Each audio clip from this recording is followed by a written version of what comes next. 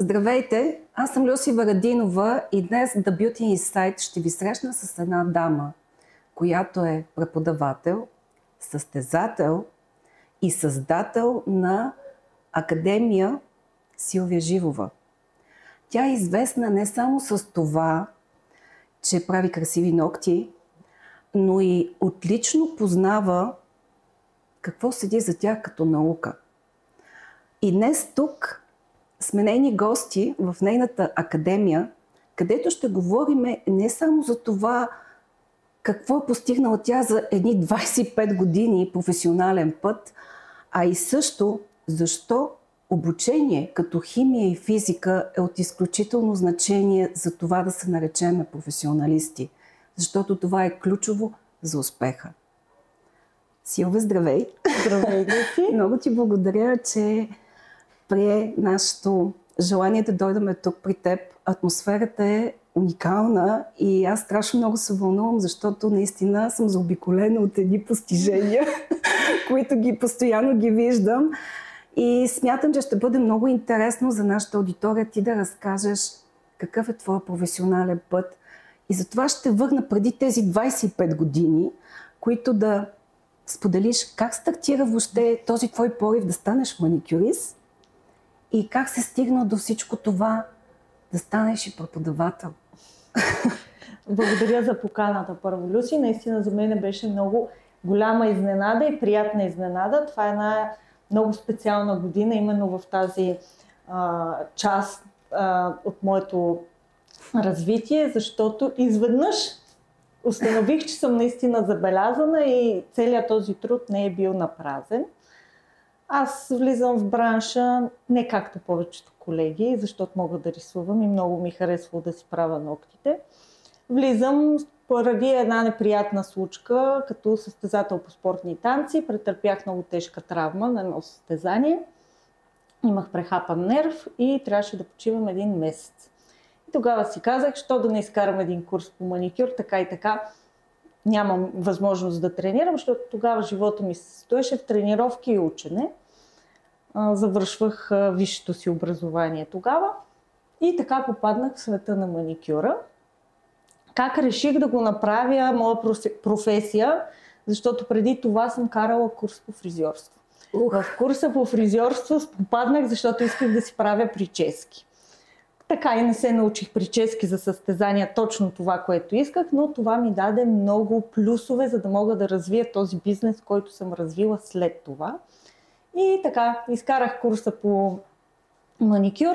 Горе-долу по това време съм започнала, между другото, да се обучавам, защото декември месец вече ме бяха пуснали да правя клиенти такива приходящи. И няма да забравя, че можех да... Тогава правихме много ноктопластики с удължители. Предимно това. Можех да правя перфектно, нали, за тогавашните ми разбирания ноктопластики и 2 декорации. Всичките ми клиенти тогава, които са минали, бяха с един и същи цвят и с тези 2 декорации. Молех се да не се срещнат някъде. Ще се разпознаят. И така аз попаднах в света на маникюра. Бях при преподавател, който беше мой маникюрист. Бяха семейство, имаха салон и много ме вдъхновиха всъщност, че от това може да излезе нещо.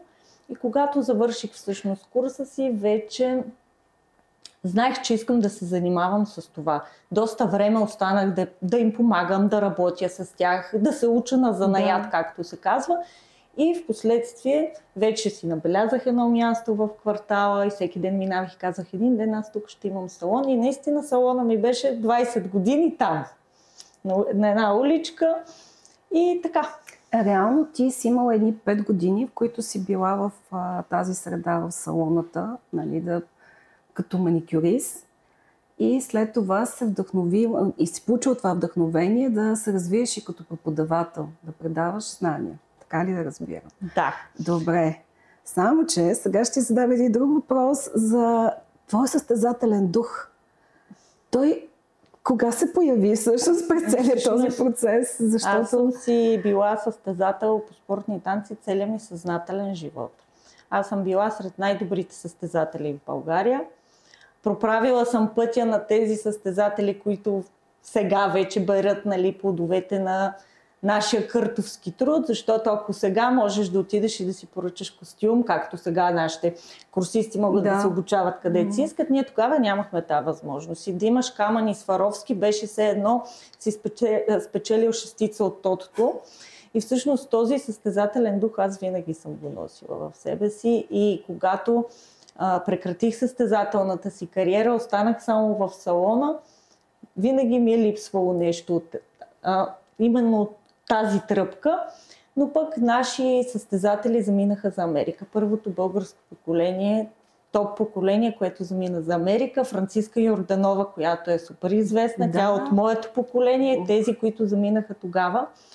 И всъщност имах много приятели в Америка, които постоянно ми пращаха, като започнах да се занимавам с ногти. Ето, виж, тук има списание Найл-Про, много е хубаво, пращаха ми снимки.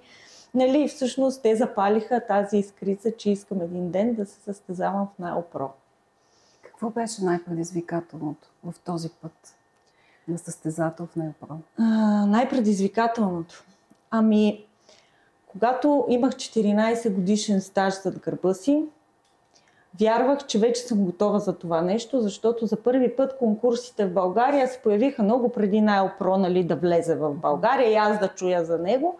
Тогава не събрах смелост, дори не съм подозирала, че има правила и така нататък. Аз правех ноктопластика супер бързо, казвам, аз като отида ще ги бия всички. Нали? Да, защото там се изисква има не само техника, скорост, те са толкова много критерии. И всъщност, попадайки след 14 години стаж, казах, аз вече съм готова, имам, нали, курсисти, обучавах и така. И отидах и разбрах, че нищо не знам. И се наложи да започна от начало. Всъщност, това, което сега всички вие виждате, нали, то е и плод на всичко преди това, но последните години аз съм съвсем различна от това, което съм била в салона, когато съм започвала. Да, и това е прекрасно, защото това е всъщност силата на успеха посредством този целият процес, който преминаваш и който те кара да наистина да се състезаваш, да отидеш все по-напред и по-напред и по-напред. Интересното в цялата работа е, че аз отидах, разбрах, че не съм готова за това нещо, но там, където отидох, се оказа, че пък не могат да ми дадат това, което искам. Като състезател спортните танци, имайте в предвид, че в танците нещата изглеждат много прости, но всъщност си има иерархия и ти може да си много добър, но ако не ти е дошло времето, никога няма да ти позволи да стъпиш на върха. И знайки това, знайки как се постига този връх, къде трябва да минеш, че трябва да работиш с определени преподаватели, да тренираш по конкретен начин, аз бях подготвена за това. И когато отидах тук на една подготовка и видях, че не могат да ми дадат това, което искам, и те самите казваха, аз не мога да ти покажа как се прави, но Виктория Колботова може. Даже тогава не знаеха името и точно и ми се наложи доста време да ровя в интернет, за да открия. И всъщност така попаднах в Краков. Казах, че щом само тя може да ме научи, аз нямам друг избор, освен да отида там. Отивайки там, тя беше много изненадана, че аз имам план. Не може така тя да ми каже аз какво ще правя. Аз трябваше да мина всичките й обучения, за да съм сигурна, че аз ще работя така, както ще се състезавам. Защото там разбрах, че всъщност можеш да работиш по световен стандарт и да се състезаваш. Защото в България ми казваха, така както се състезаваш, не можеш да работиш в салона. Тези ногти не издържат. Да. А всъщност се оказа, че не е така. И така 3 години, на всеки 3 месеца, летях в София, Краков, Краков, София. За да утвърждаваш и за да постигна това. И всъщност там за първи път чух, че имало химия и физика в маникюрната индустрия. Това много ме запали и всъщност първият път, когато отидах и се прибрах, и даже мисля, че още бях там, когато пратих на един много близък мой приятел в Америка, трябва да ми купиш ето тази книга. И той след 2 часа ми каза, тя върви с предната книга, която е издал този автор. Казвам, да, добре. Но викам, толкова много я искам, че трябва декември да е при мен, то се случва ноември това нещо. И викам, как ще се дойде аз докато я получа, как ще ти изпратя, но наистина аз края на декември имах книгата и така стартирах това доста голямо приключение. Всъщност тази книга е била на кой? На Дъг Шун, втората му книга, която е... Дъг Шун е всъщност... Дъглас Шун е бащата на химията и физиката в маникюра, доколкото ми е известно. Да. Той е част от екипа, който създава Шилак и CND, като марка разработва. Така че той наистина е много, много голямо име в тази индустрия и ни помага за това как да работим правилно. Да, това е страхотно и в тази връзка искам да те попитам за малко по-подробно да ни представиш това твое обучение химия и физика, защото аз съм изключително впечатлена от това, което виждам, което представяш, но искам малко повече детайли да ни дадеш. Всъщност, какво е полезното, което може да си вземе всеки един професионалист от едно такова обучение? Химия и физика на много професионалисти, като кажеш, със сигурност нямат отговор. Какво точно си има предвид? Да.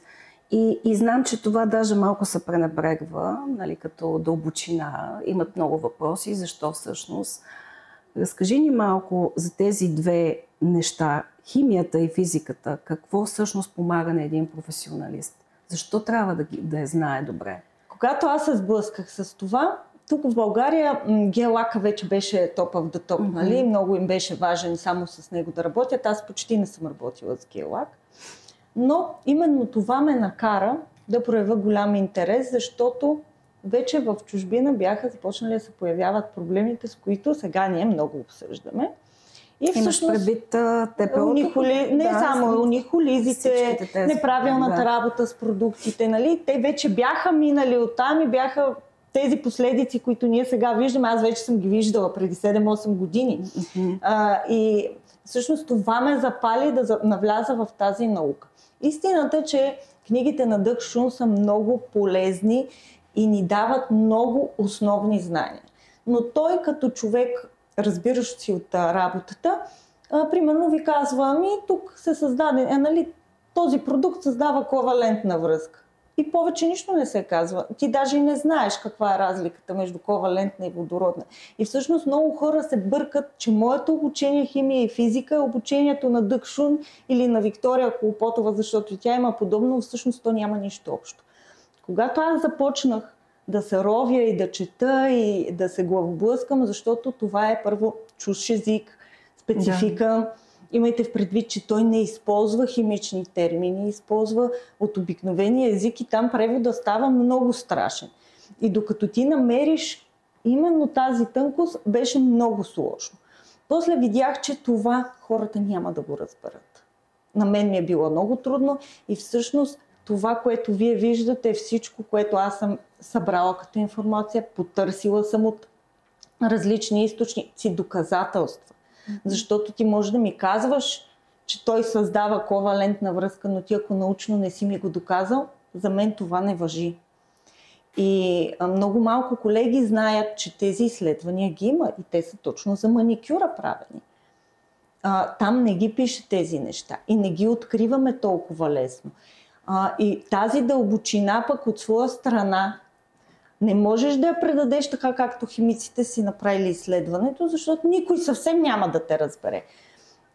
И се наложи наистина много да навлизам в дълбочина, за да мога да предам информацията така, че всеки един да я разбере. Защо е важна химията и физиката? Защото ако не знаете как работи кератина на нокътя, създадения продукт, вие няма да знаете как той ще издържи за напред върху този нокът. Какви последици може да му донесе. Лошото е, че от непознаването на химията на продуктите и правилната работа с тях има проблеми и после се обвинява продукта, а всъщност не е виновен продукта. Виновен е човекът, който не знае как да го използва. И наистина това е много дълъг път. И е много информация, която хората си мислят, че може ето така лесно да... Аз така го правя, то държи, значи е правилно. Всъщност ние като професионалисти ние получаваме винаги информация, закупувайки продуктите, един профил. И в този профил на продукта, нали, пише какво е това, какво прави, защо се случва и някакви съставки.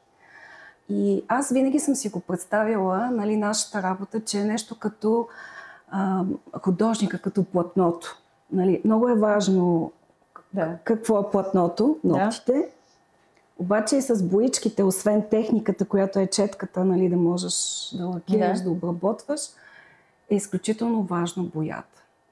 Да я разпознаваш.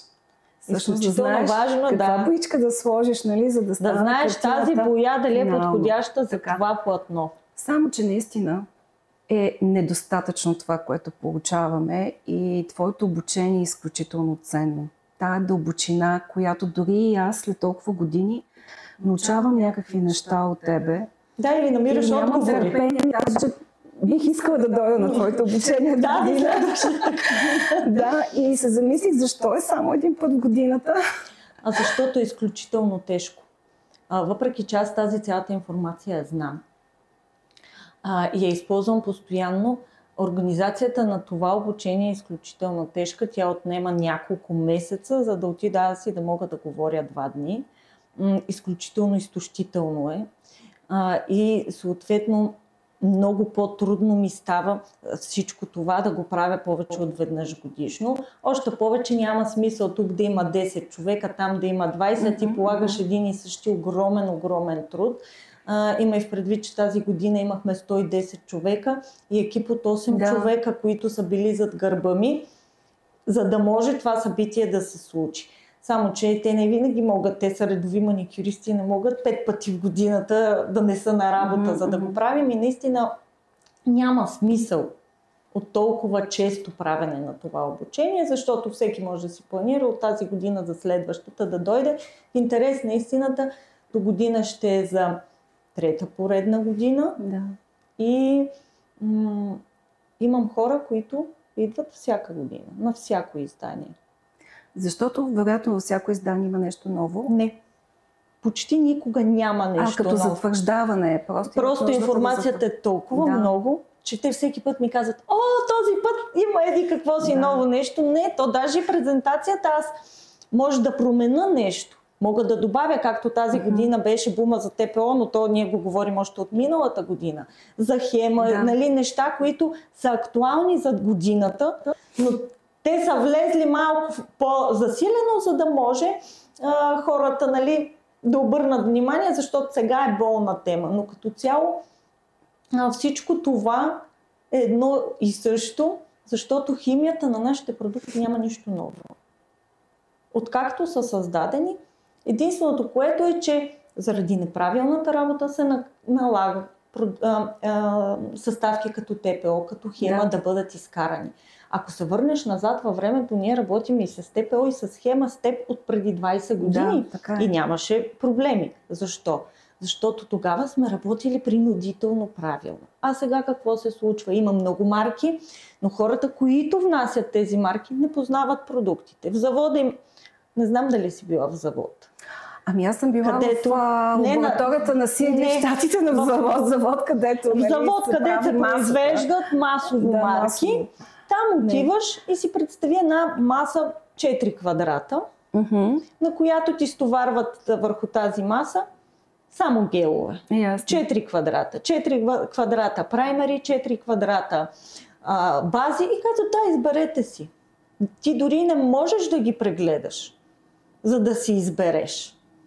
И съответно ти казват: това работи с това, ти не разбираш, взимаш всичко, защото за тях е изгодно да ти продадат 3 праймера, 2 вида бази, за да правят някаква система. Но аз съм била в такъв завод и отидах с приятелка, която искаше да прави марка.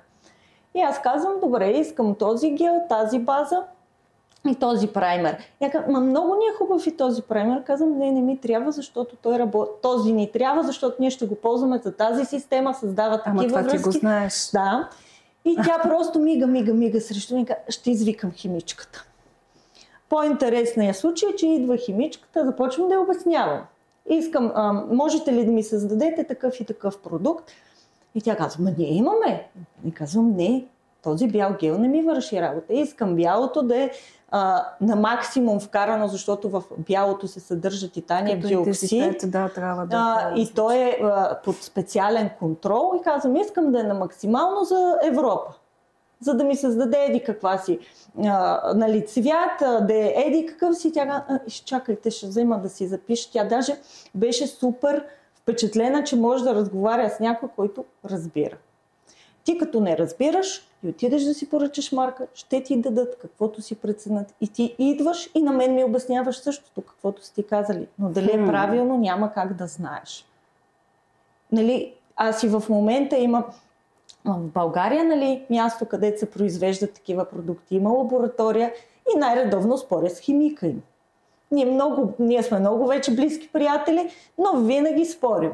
И той казва, не е така, аз му казвам, еди как се вадим му научни доказателства, нали, защото, както ти казах, за мен всичко е важно да е научно доказано. И да съм го тествала. Силве, това звучи твърде лесно, което казваш, да отидеш и да си поръчаш някакъв продукт и същевременно твърде рисковано. Върху това, което правиш върху хората и слагаш на ръцете им, не е без значение просто. Точно така. Според мен аз имам наблюдение, че алергиите, които така доста осезаемо в последните, може би 2-3 години, така се плъзнаха в салоните като резултатност, това следствие на какво си го обясняваш? Само на познанията да знаеш какво купуваш и какво има в тази бутилка или в това бурканче? Не, само това. Даже не е нужно да знаеш какво има в бурканчето. Важно е да знаеш как се работи правилно. Защото не говорим за марки, които не са лицензирани, нали, за Европа, а такива, които идват, примерно, ниско качество от Азия. Говорим за професионална линия. Те и от Азия идват от професионални, но реално нали, говорим за среден и висок клас продукти. В повечето случаи проблема идва от неправилната работа. Не си дават сметка колегите, че това, че има ръкавици, примерно, не означава, че има щит. Да не говорим, че когато работят с ръкавици, те ги изцапват. Застиват навсякъде, където пипат от нашия продукт, който сме. Да.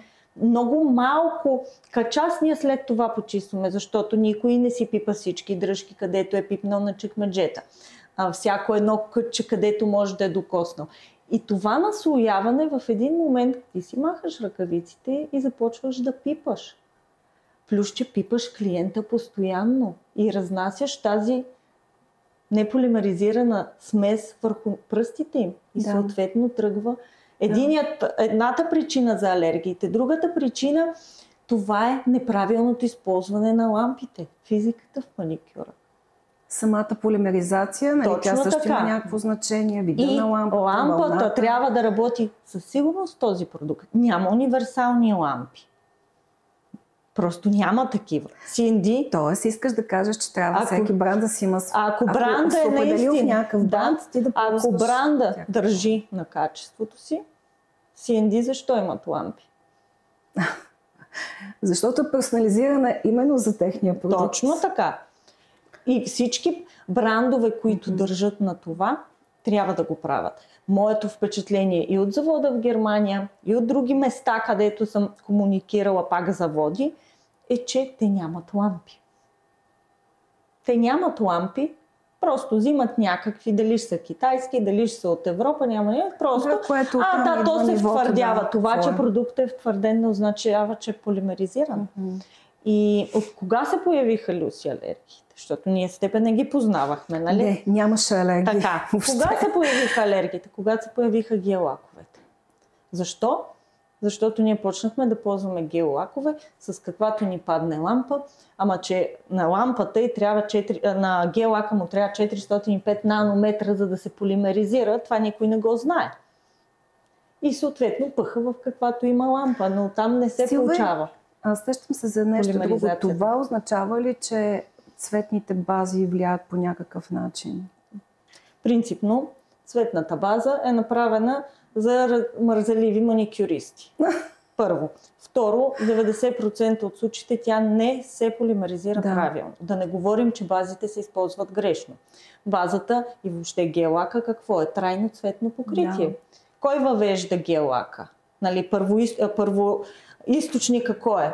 Шилак. Но шилак няма общо като химическа формула с нито един друг продукт в света. Шилак е на основата на нитроцелулозата, която е част от обикновения лак. И за това как поставяме ние шилак, без да надраскваме плочката, сваляме го без да се налага ние да изпилиме отгоре повърхността. Да, обаче, повечето марки какво са направили? Защото аз когато стартирах, Старнелс, не българския Старнелс, американския си Старнелс, имаха разтворими гелове. Нали? Да. Въобще тогава нямаше гела. Тези разтворими гелове просто направиха така, че да бъдат по-лесно разтворими, добавиха съставки, промениха фотоинициатора и наместиха нещата. Алергиите се появиха с гел-лаковете. Точно от неправилната полимеризация. Да. Защото вътре фотоинициатора е за 405 нанометра. Ние ги слагаме, не получаваме правилна полимеризация, съответно следва алергии. Вече като се появиха базите цветните, стана съвсем хубаво. Сега следва следващата вълна, съм я предвидила преди няколко години, това е цветните гелове. Това са, когато има цвят, ултравиолетовата вълна на светлината не преминава, защото ултравиолетовата светлина има къса дължина на вълната. Примерно УВЦ, където се ползва за стерилизация, не знам дали знаеш, но всъщност тя работи само на гладка повърхност. Толкова е къса дължината на вълната, че тя дори да има найлон, не може да премине през найлона. Само повърхността на найлона прави, нали, почиства. Стерилизира, да го кажем. Силва, ти си една енциклопедия от знания. Това е благодарение на много спорове. Чувствам се малко като това, както го даде примера за конкурса. Аз си мисля, че много знам. И сега, когато ти ми говориш, се сблъсквам с тебе, представям си какво ще е в твоето обучение от 2 дена. Някакви неща знам, но усещам, че има някакви неща, които не съм точно наясна с тях. Знаеш какво искам да те попитам? Ти имаш един изключително утвърден успех за тези 25 години. Ето вече и академията, която съществува, Силвия Жилова. Това е един доста вече утвърден бранд, разпознаваем. И аз знам, че когато човек, колкото по-голям става, от опити на други хора, колкото по-голям става, толкова повече хейтове почва да има. И колкото повече те вижда, толкова повече, нали, отразтварят лупата да те гледат хората. Кажи ми, как се справяш с това? Значи няма по-хейтен в бранша от мен. Но 300% гаранция давам. Имайте предвид, че аз съм изтърпяла такъв хейт, че се разболях преди години. Толкова голям стрес съм изживяла. Истината е, че когато има хейт, не трябва да се отказваш от себе си, от вижданията си, само за да се харесаш. На мен ми коствало много усилия.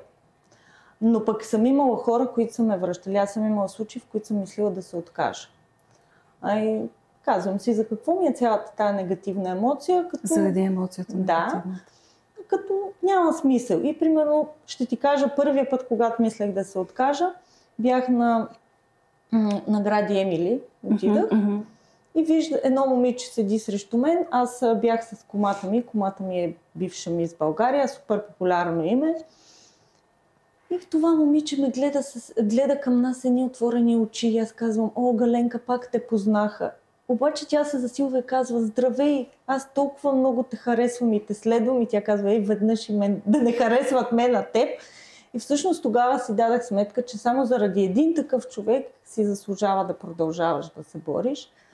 И така, общо взето се появяваше някой, който ме връща. Към днешна дата с хейта се справя много лесно. Аз не влизам вече в такива дебати, в такива остри конфликти, просто използвам иронията и те сами се разпознават.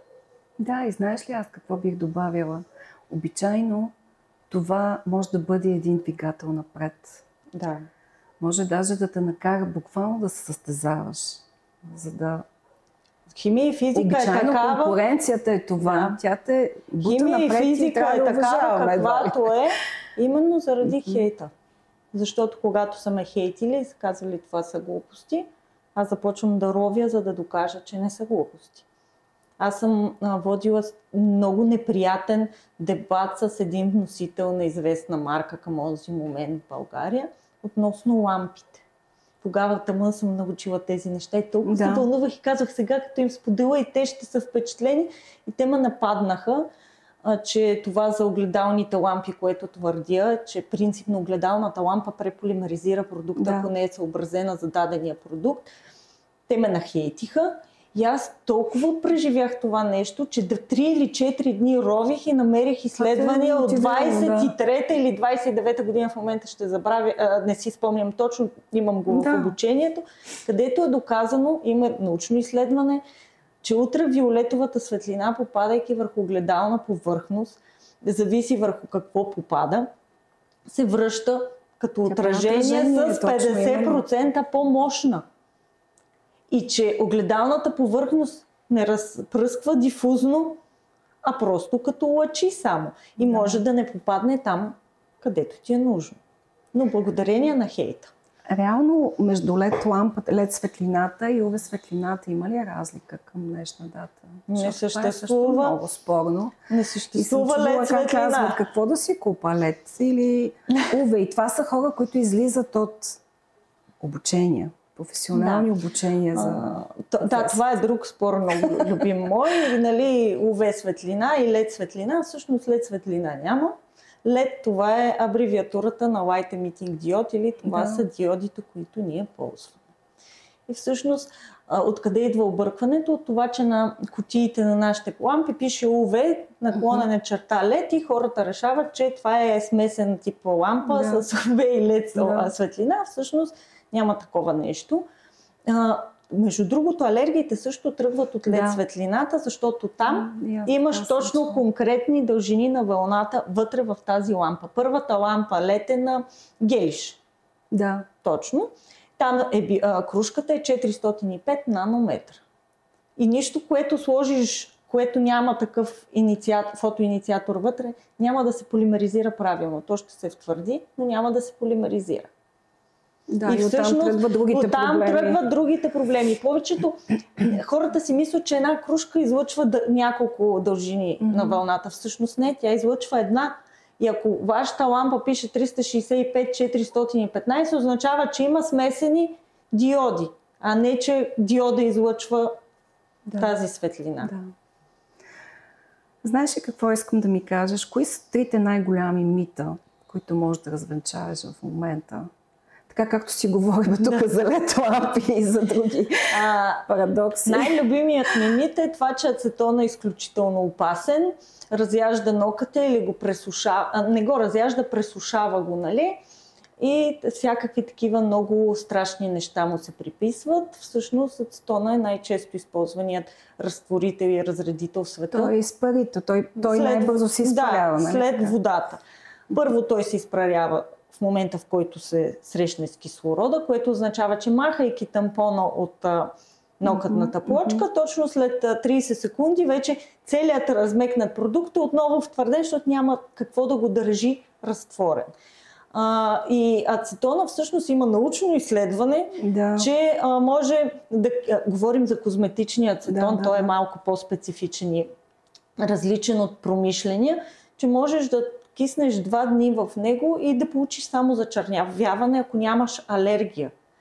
И реално, какво се случва, когато ние махнем тампона? Да, казват, нокътната плочка е побеляла. Оставете я 20 минути, тя ще започне да се възстановява.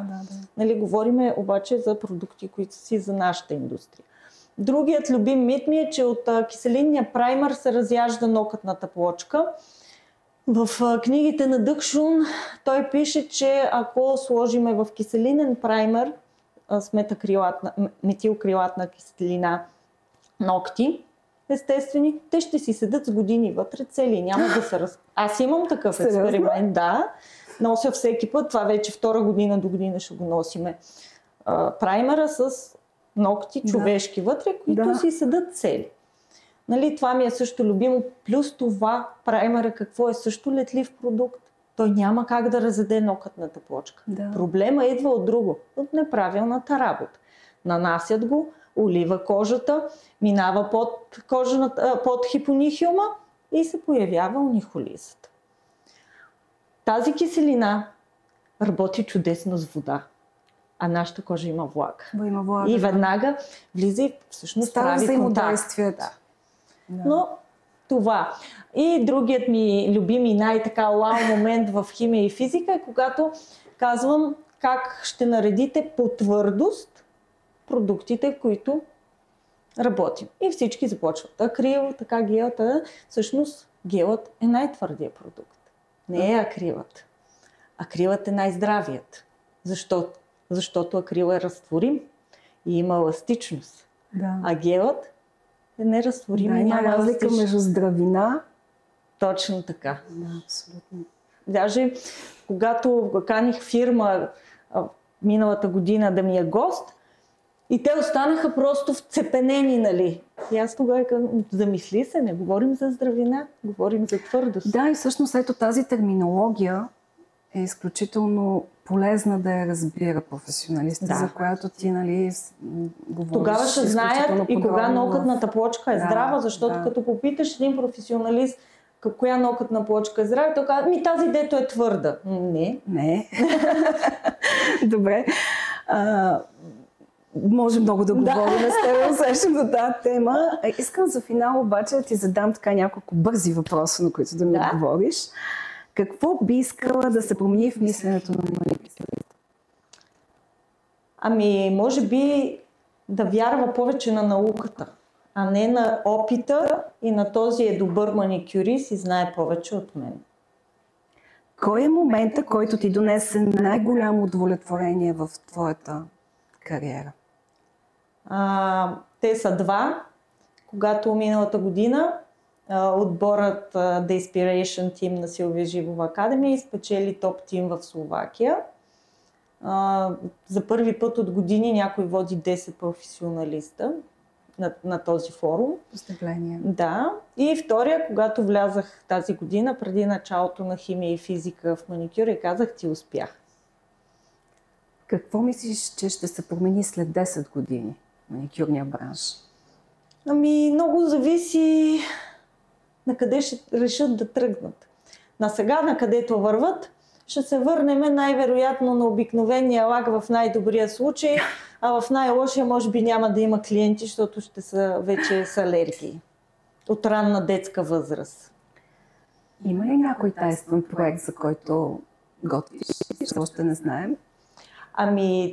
Двата ми тайствени проекта тръгнаха. Академия за експерти и лидери в маникюра. Това е първата годишна програма въобще в България за маникюристи, преподаватели. Като тук говорим, че аз не им давам диплома те да станат преподаватели, а ги уча как да бъдат вече такива.